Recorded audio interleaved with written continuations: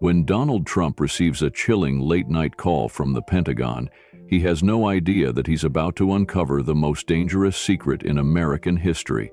As he steps into a hidden vault, a classified document changes everything. But before he can act, a shocking betrayal puts his life in immediate danger.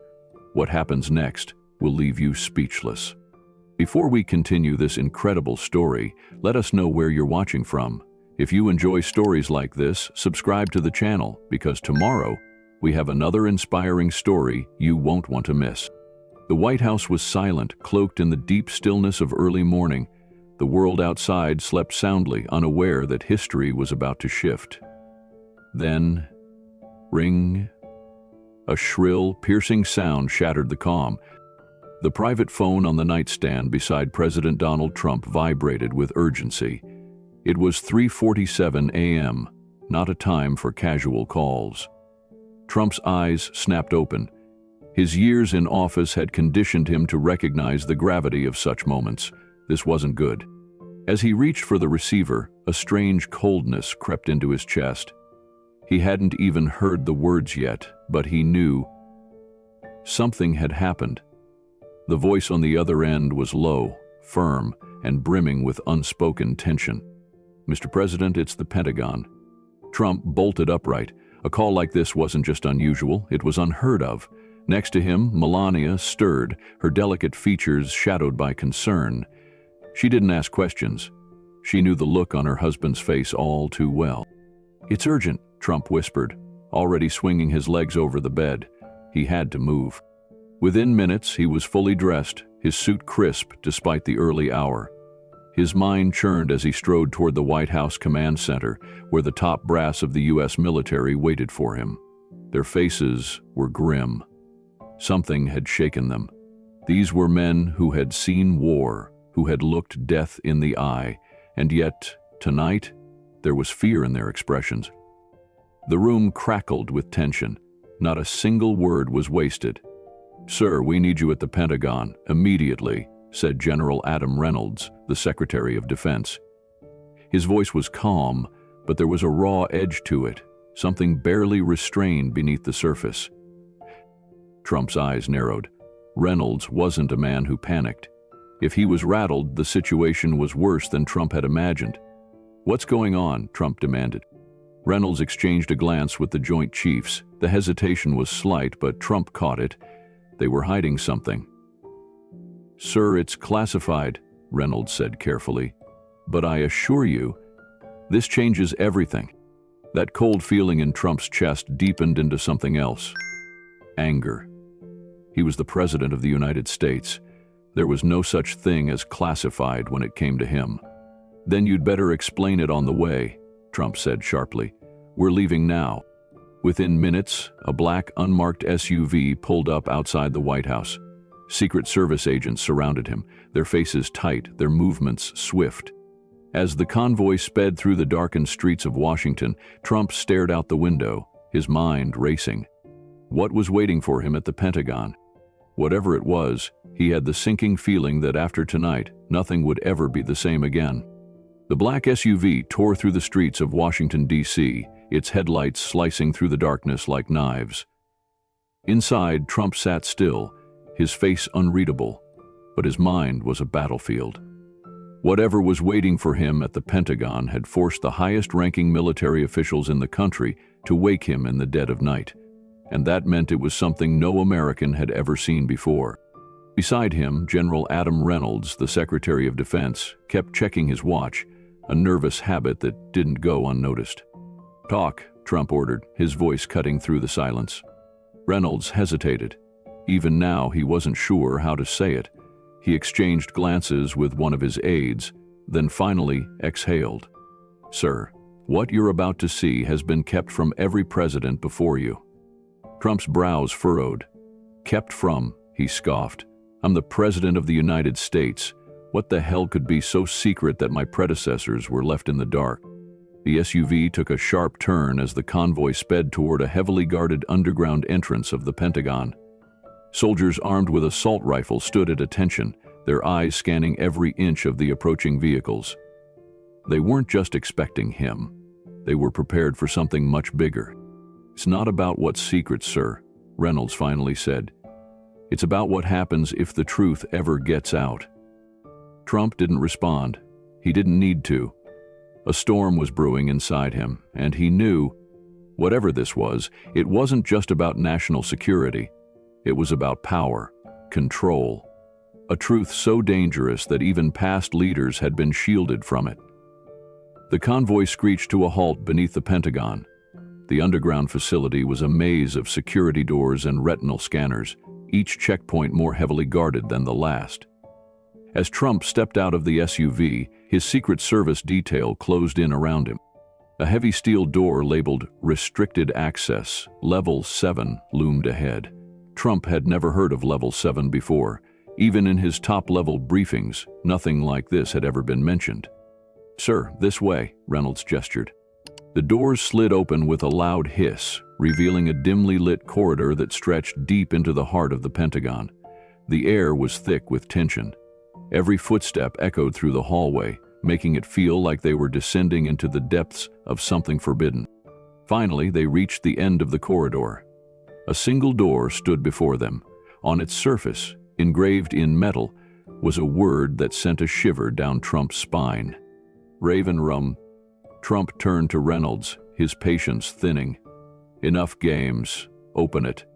Reynolds nodded toward a nearby officer, who entered a series of complex codes into a control panel. A final retinal scan confirmed their clearance, and with a soft beep, the door unlocked. As it slid open, Trump stepped inside, and his entire world shifted. The room was unlike anything he had ever seen. Lining the walls were massive digital screens, each filled with flashing coded data, maps, and live feeds from military satellites across the globe. In the center of the room, standing beneath the cold glare of overhead lights, was a single glass case. Inside it, a document. Old, faded, yet perfectly preserved. Trump's heartbeat hammered in his ears as he stepped forward, his eyes locked onto the paper inside the case. There was something off about it. Something wrong. The date at the top read July 4th, 1776. But it wasn't the Declaration of Independence. Trump turned to Reynolds, his voice deadly calm. "What am I looking at?" Reynolds took a deep breath. "Sir, this is the original Constitution, the one the Founding Fathers never released." Trump froze. "What do you mean, never released?" he asked, his voice laced with suspicion. Reynolds hesitated before stepping forward and tapping the glass. "The version of the Constitution that the American people know? It's a modified copy. But this," he gestured toward the aged parchment, "this is what they really wrote. And it contains something that was hidden from the public for over 2 centuries. A slow, suffocating silence filled the room. Trump's hands curled into fists. Every fiber of his being told him he wasn't supposed to see this, and yet, here he was. Why now? Why had no other president been shown this before him? "Open it." The order was quiet, but it carried the weight of 1,000 unsaid questions. A military officer carefully lifted the fragile document from its glass encasement. The room held its breath. As Trump began to read, his face paled, his lips parted, but no words came out. Then, finally, he whispered, This changes everything." Beneath the original signatures of the Founding Fathers, hidden in elegant script, was a single paragraph, one that had been meticulously erased from history. "In the event of a national crisis where the Republic faces a silent enemy from within, the people shall have the right to demand full disclosure of truth, no matter how dangerous." Trump's blood ran cold. "What does this mean?" he demanded. Reynolds inhaled sharply, exchanging uneasy glances with the other officials in the room. "Sir," he hesitated, "it means the American people were supposed to know the full truth, but someone, somewhere, decided that they never would." Trump's stomach churned. Who had the power to erase something this critical, and why? Before he could demand more answers, a man stepped forward.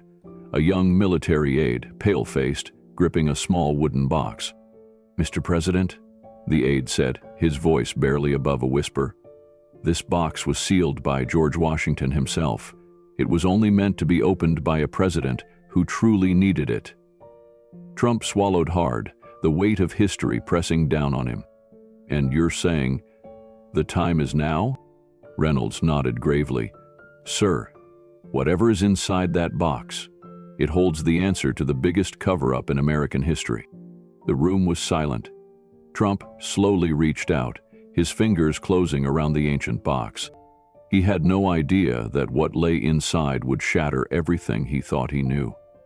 The room fell into an eerie silence as Donald Trump stood before the wooden box, its presence looming like an omen of a forgotten past. His fingers hovered over the ancient latch, his gut tightening. A warning sounded in his head. Once you open this, you can never go back. But retreating had never been in Trump's nature. He took a slow breath and flipped the latch. The lid creaked open, revealing a single, fragile letter. The parchment was aged, the ink faded, but the signature at the bottom was unmistakable. George Washington. Trump's pulse spiked. His hands trembled as he carefully unfolded the paper, its words seared into history, waiting to be uncovered. The military officials around him stood frozen, their eyes locked on the letter that had remained hidden for over 2 centuries. His eyes scanned the page, the words slowly unraveling a secret buried deeper than any conspiracy theory ever whispered in the corridors of power. To the future leader of America. If you are reading this, it means the secret we tried to bury has come to light. The Republic was founded on a promise, but behind that promise lies a debt paid in silence and in sacrifice.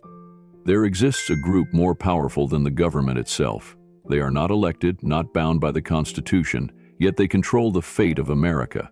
Every war, every financial crisis, every major event, they are behind it. We fought them, we tried to stop them, we failed. You, dear President, are the last hope. G. Washington. Trump's breath hitched. The weight of the words crushed down on him. His mind raced. Was this real? Was America truly under the grip of an unseen force? His grip tightened around the parchment. If this was true, it meant that every president before him, every leader, every decision-maker had either bowed to this secret power or had been removed. "Sir," General Reynolds finally spoke, his voice uneasy. "There's more."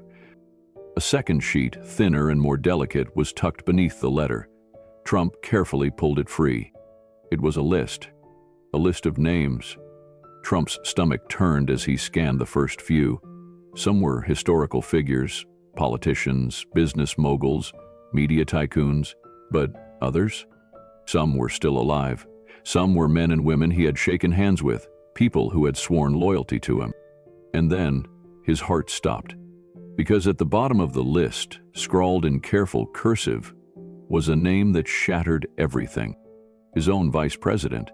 Trump felt a chill seep into his bones. The realization hit like a freight train. He had been betrayed. The very man who had stood beside him, the man who had vowed to fight for the American people, was working for them. A single thought burned into his mind. He had been surrounded by snakes all along. Trump's jaw clenched. His hands shook, but not with fear, with rage. "Sir?" Reynolds' voice was almost a whisper. This is why they never showed past presidents. They knew some would try to fight back. Trump's grip on the letter tightened, his knuckles white. And what happened to the ones who did? Reynolds hesitated. Then, he spoke the words Trump already knew were coming. And the employee didn't last. JFK, Lincoln, Reagan, every president who had challenged the system had met a fate too convenient to be coincident. Trump took a slow breath. He folded the letter, slipped it back into the box, and turned to face the room. He had a choice to make. Expose this shadow government or submit to it. The answer was clear. Donald J. Trump didn't kneel to anyone. He turned to Reynolds, his voice steady. "We go public." Reynolds stiffened. The room tensed. "Sir," he started, choosing his words carefully, They won't let you. Trump squared his shoulders. Then they can try to stop me. The words had barely left his mouth when, boom, a violent explosion rocked the Pentagon. The lights flickered, the security alarms blared to life. Shouts erupted from the hallways as armed soldiers scrambled into action. Trump's instincts kicked in instantly. What the hell is happening? A Secret Service agent rushed in, his face pale. Sir, we have a breach. Multiple unknown hostiles inside the Pentagon. Reynolds's face darkened. They knew. The Shadow Council had been watching, and now they were making their move. The room plunged into chaos as gunfire erupted outside. Trump's security team formed a tight circle around him, their weapons drawn. A second explosion rattled the building. Smoke poured in from the hallway. Then, the unthinkable happened. One of Trump's own Secret Service agents turned his gun on him. Mr. President, the man said, his voice eerily calm, you were never supposed to see the truth. Trump's blood turned to ice. The betrayal was complete. Everything had been orchestrated. The midnight call, the rushed Pentagon visit. They had planned for him to walk into this trap. But what they hadn't planned for was Trump's refusal to go down without a fight. A single gunshot rang out, and in that instant, everything changed. The gunshot echoed through the Pentagon's steel-plated walls, a deafening crack that seemed to freeze time itself. Donald Trump didn't flinch. He had lived through betrayals before, but this one? This was treason. The traitorous Secret Service agent collapsed, blood pooling beneath him. His gun clattered to the floor. One of Trump's loyal men had fired first. The air was thick with gunpowder and betrayal. Move, now, a security officer barked, grabbing Trump's arm. The room was no longer safe. The enemy was within. Gunfire erupted outside the Raven Room. Trump's heart pounded in his chest as his men rushed him toward an emergency exit. The hallways, once a place of top secretary order, were now a war zone. A Pentagon under siege. The flashing red alarm lights painted the corridor in a chaotic blur of movement. Armed soldiers barricaded doors, returning fire against the unseen enemy. Some were still loyal to their commander-in-chief. Others, they had already chosen a side. As Trump ran, escorted by his detail, he saw faces he had trusted, men in uniform who were supposed to protect him, now raising their rifles against him.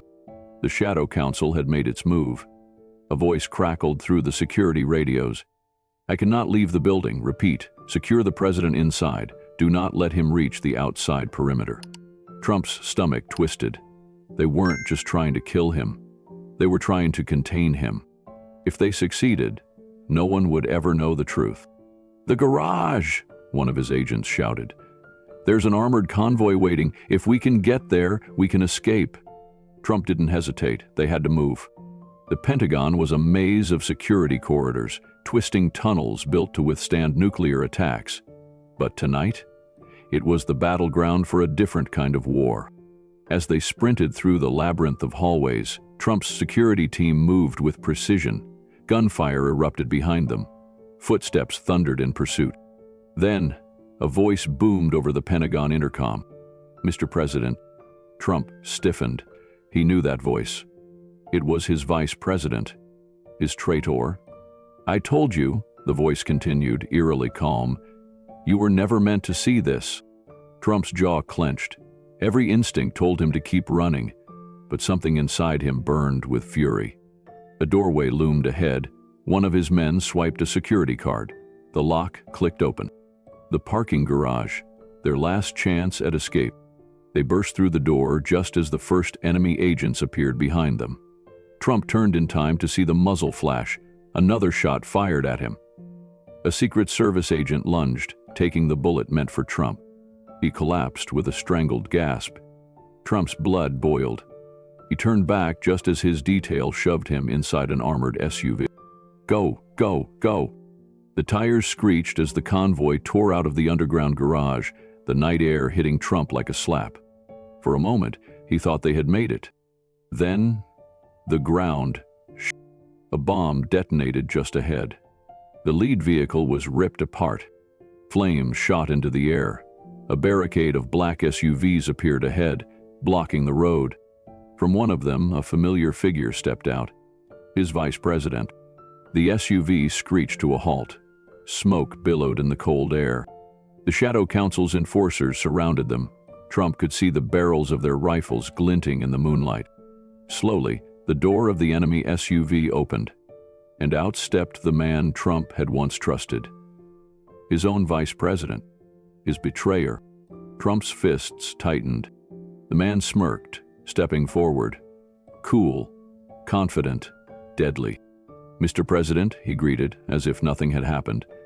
"You should have just played along." Trump glared at him. "You sold out your country."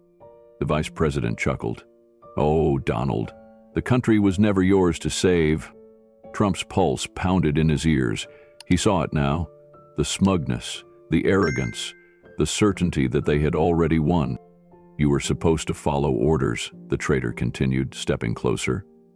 "We let you play your little populist game, let you rally your supporters, but when it came time to obey, you refused." Trump's jaw clenched. "So, what? You take me out? You think the American people will just forget me?" The vice president sighed, shaking his head. "They won't have to forget you," he said, "because after tonight, you won't exist."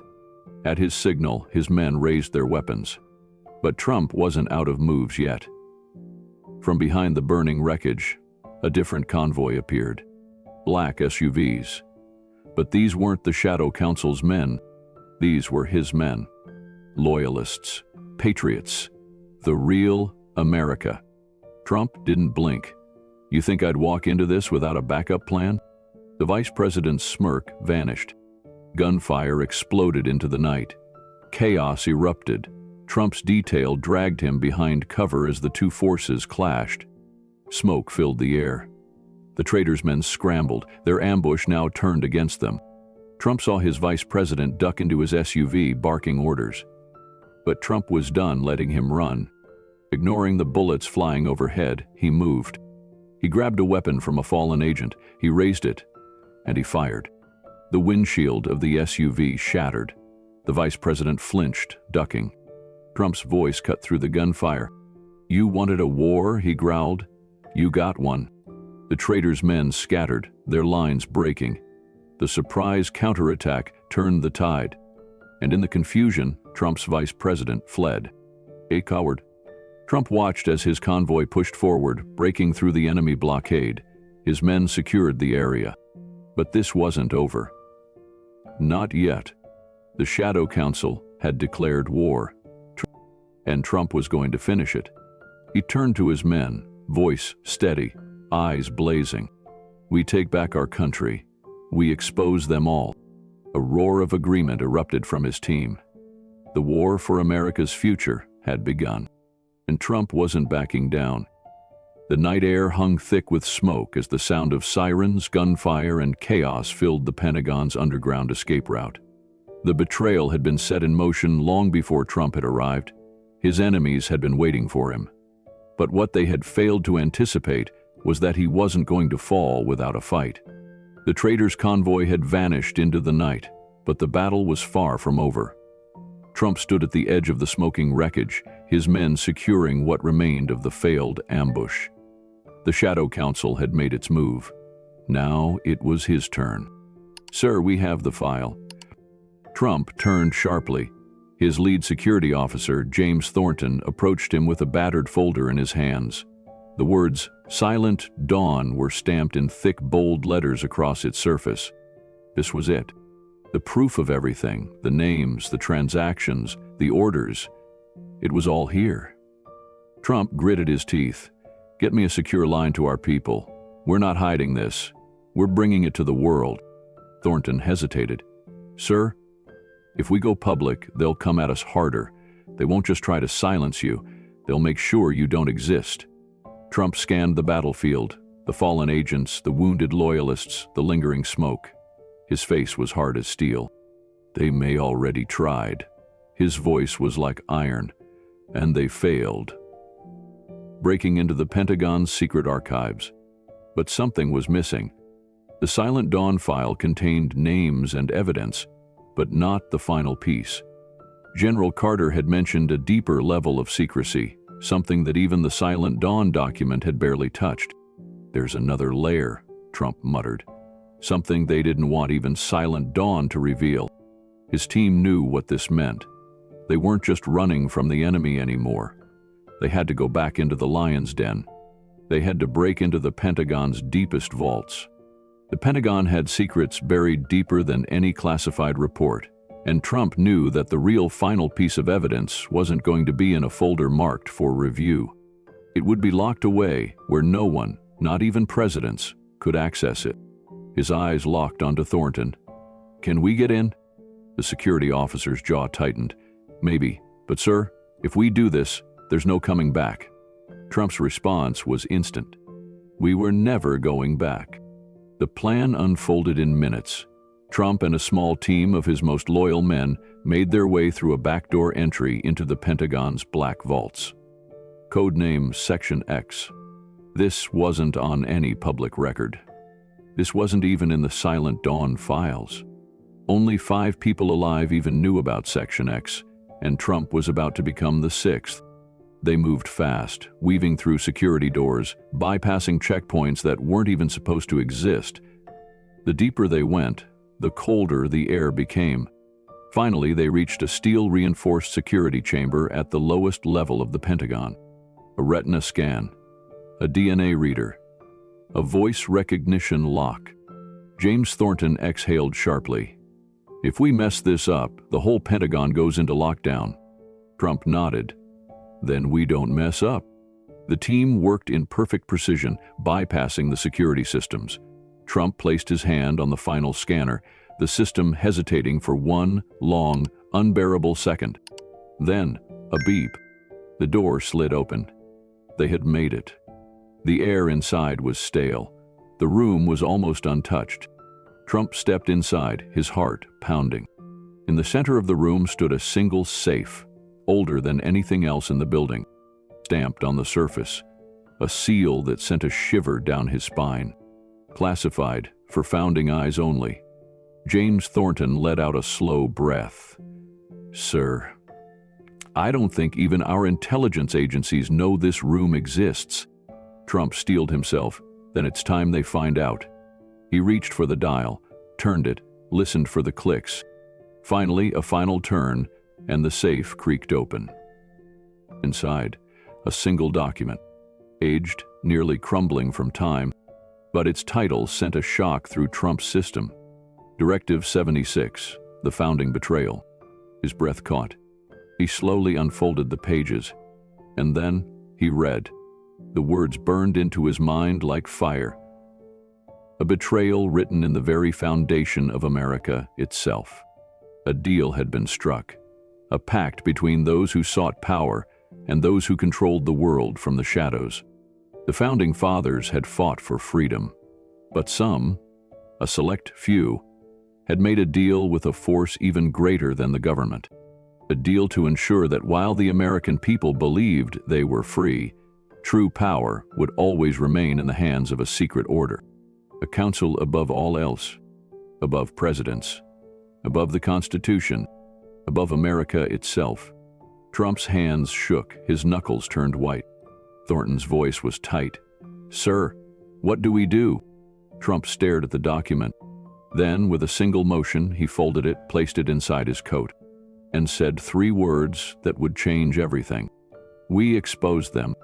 They had barely left the vault before alarms blared through the Pentagon once again. They knew. The Shadow Council had seen what Trump had done, and they were coming for him. Trump turned to his men. "Time's up." James Thornton nodded. "Sir, we need an extraction. If we stay..." "We don't stay." Trump's voice was firm. "We move." They sprinted through the underground tunnels, dodging gunfire, outmaneuvering the enemy agents closing in on them. Helicopters circled above. The Shadow Council had declared war, but Trump was ready for it. He pulled out his secure satellite phone, dialed a number only a handful of people knew. A single voice answered. "Sir?" Trump took a breath and said, "The words that would ignite a revolution. It's time to show the world what they've been hiding." And with that, he hit send. The truth was about to be unleashed, and America would never be the same again.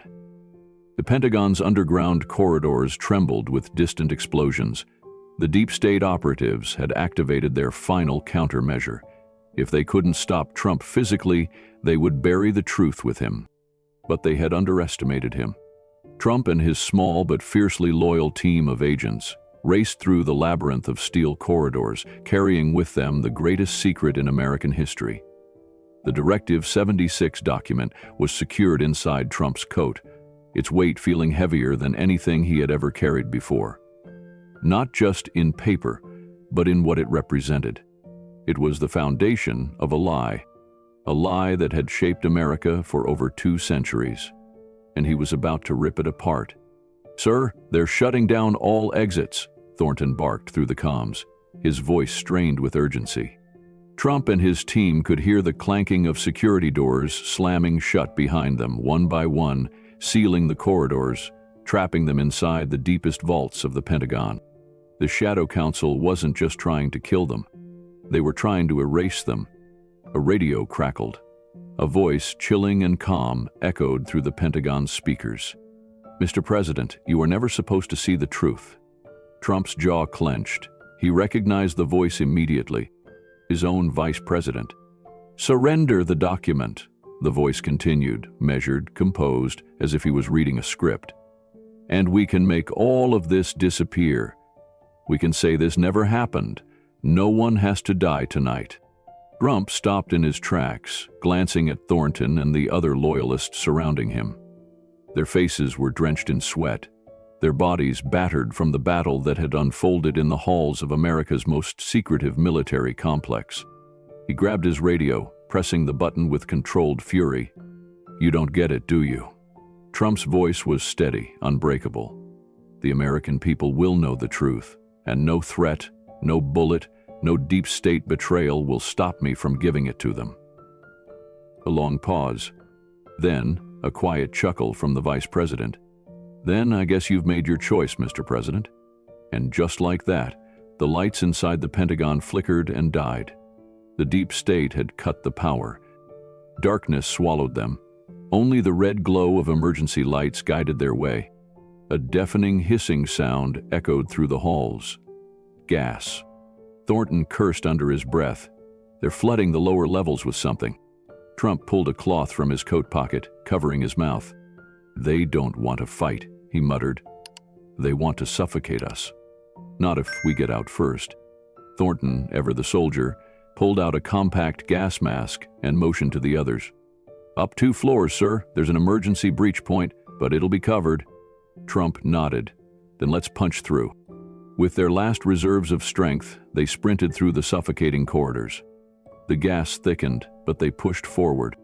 And just as they reached the emergency stairwell leading up to freedom, gunfire erupted. Operatives in black tactical gear swarmed the hallway, unleashing a barrage of bullets. Trump and his men dove for cover behind the steel walls. The air smelled of gunpowder and betrayal.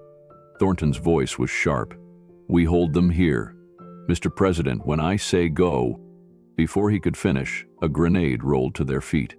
Everything exploded. The blast sent Trump crashing against the wall, his vision blurred, his ears rang. Everything was spinning.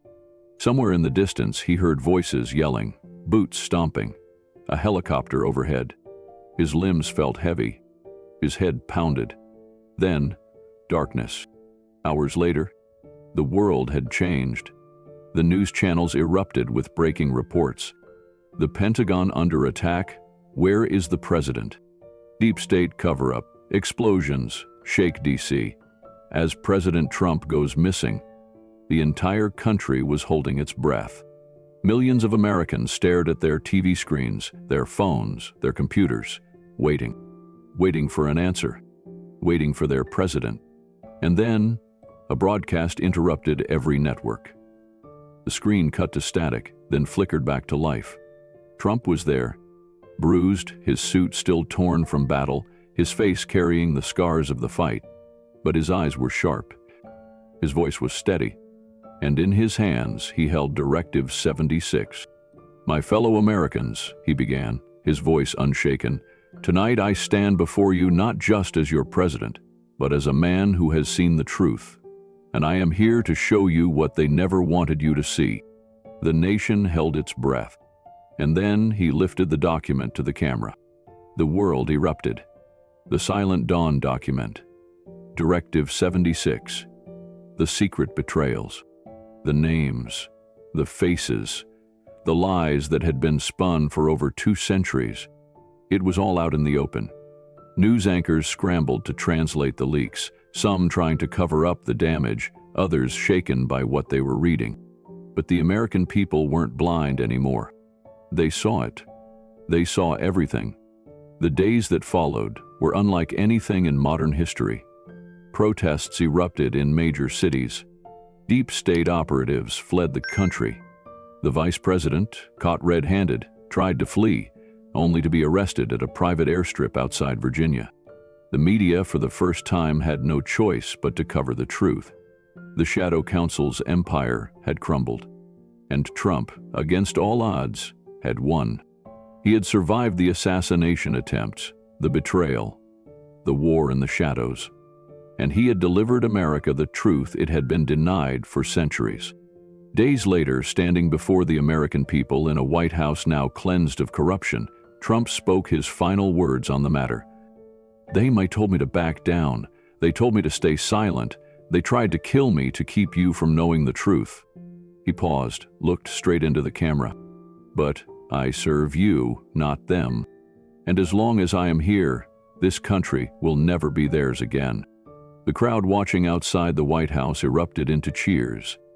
And across the nation, Americans knew that history had changed forever. And with that, Trump walked back into the White House. The war wasn't over, but America was finally awake. The roar of the crowd outside the White House was deafening.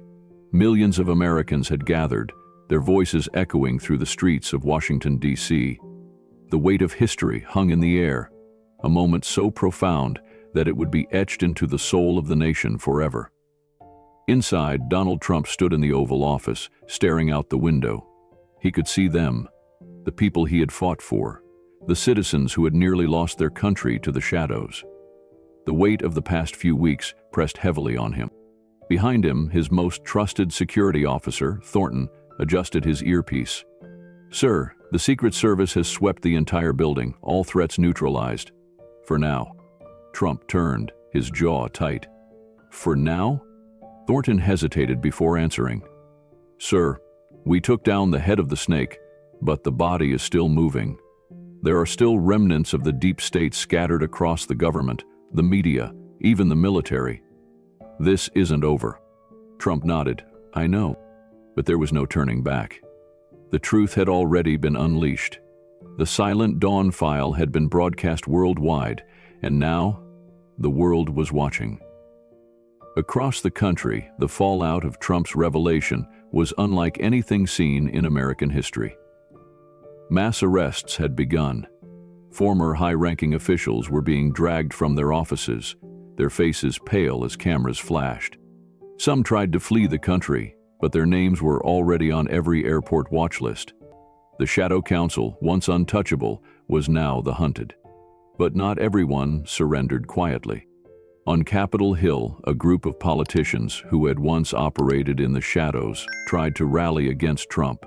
They went on live television, calling his actions reckless, dangerous, even treasonous. But they underestimated one thing: the American people weren't blind anymore. For every false narrative spun, millions of Americans pushed back, flooding the internet with documents, recordings, and videos proving the truth. The people had finally seen behind the curtain, and they were furious. Inside the White House, Trump's moment of triumph was interrupted by a knock on the door. It was the Speaker of the House, a man Trump had once believed to be a strong conservative, a fighter for the people. But tonight, he looked different. His face was pale, his hands trembling as he clutched a document. "Mr. President," he said, his voice low, "we need to talk." Trump motioned for him to sit, but the speaker hesitated. "I don't think you understand," he continued, voice shaking. "This is bigger than you. It's bigger than any of us." Trump's eyes narrowed. "What are you trying to say?" The speaker swallowed hard, then slowly slid the document across the desk. It was an official declaration, a request for Trump's immediate resignation, signed by members of both parties. Trump's blood ran cold. He lifted his gaze, locking eyes with the speaker. "You have got to be kidding me." But the speaker, "They're moving against you, sir. They're calling it a national security crisis. The Senate is preparing articles of impeachment. They want you out." "Tonight?" Trump exhaled slowly, running a hand over his face. So this was their final play. When they couldn't kill him, when they couldn't silence him, when they couldn't destroy him in secret, they were now coming for him in broad daylight. He could feel it, the weight of history pressing on his shoulders. If he signed the document, he would walk away free, but the truth would be buried. But if he refused, there would be war. A knock at the door. Thornton stepped in, his face unreadable. "Sir, the people are waiting." Trump stared at the resignation document for a long moment. Then, slowly, he pushed it away. "No." The speaker's eyes widened. "Sir, if you do this, they will move fast. You'll be..." Trump stood. "Let them come." When Trump stepped outside onto the White House balcony, the roar of the crowd shook the very foundations of Washington. Hundreds of thousands of Americans had gathered outside, their faces illuminated by the glow of their phones, their banners raised high. "We stand with Trump. Expose them all. No more shadow government." The American flag waved against the night sky. Trump grabbed the microphone, his voice unwavering. "They tried to kill me. They tried to silence me. Now they want to remove me." The crowd booed, their anger spilling over. "But let me tell you something, America." Trump's voice rose with fire. "I am not going anywhere." The crowd erupted into cheers, so loud it shook the city. And then, from the distance, something unexpected happened. More people arrived, more than anyone had anticipated. Thousands. Then, hundreds of thousands. By dawn, the streets of Washington were overflowing with Americans from every corner of the country. People who had watched the lies for decades, who had suffered under the weight of the hidden hand. They had seen the truth. And now they were here to protect it. The establishment had lost. The people had won. Within hours, the corrupt politicians who had signed Trump's resignation fled the Capitol. Some were arrested before they could board their planes. Others tried to hide, but the American people weren't letting them disappear this time. By nightfall, a new emergency session of Congress was called. The deep state remnants were officially declared enemies of the United States. And for the first time in modern history, the people, not the politicians, had reclaimed their country. Standing before the largest crowd in American history, Donald Trump looked into the cameras, into the eyes of millions watching from their homes. He took a breath, and then he spoke. "They may thought they could take this country from you. They thought you would stay silent. They thought they could erase the truth. But they were wrong." He pointed to the crowd. "Because America is awake, and we are never going back." The cheers could be heard across the world. And just like that, history was rewritten. America was finally free. The events of this story are more than just a dramatic tale. They are a wake-up call for every American. Donald Trump's battle against the unseen forces controlling the nation was not just about one man. It was about truth, justice, and the power of the people to reclaim their country. For decades, we have seen corruption, deception, and manipulation at the highest levels of government. We've been told what to believe, who to trust, and when to stay silent. But as Trump proved in this battle, silence is not an option when freedom is at stake. This story reminds us of a crucial lesson. The people are stronger than any corrupt system. When the truth is revealed, when we stand together, no shadow government, no deep state force, no hidden power can stop the will of the people. But the fight isn't just in the past, it's happening now. Every day, we see misinformation, cover-ups, and power plays designed to keep us in the dark. It is up to us to seek the truth, to question what we are told, and to hold those in power accountable. And that's why this story matters. It's not just about Trump, it's about you. If you believe that truth should never be silenced, that justice must prevail, and that power should remain with the people, then share this video. Like, subscribe, and turn on notifications so you never miss a story like this. Help us spread the message far and wide, because the more people know, the stronger we become. America is awake, and together we will never go back.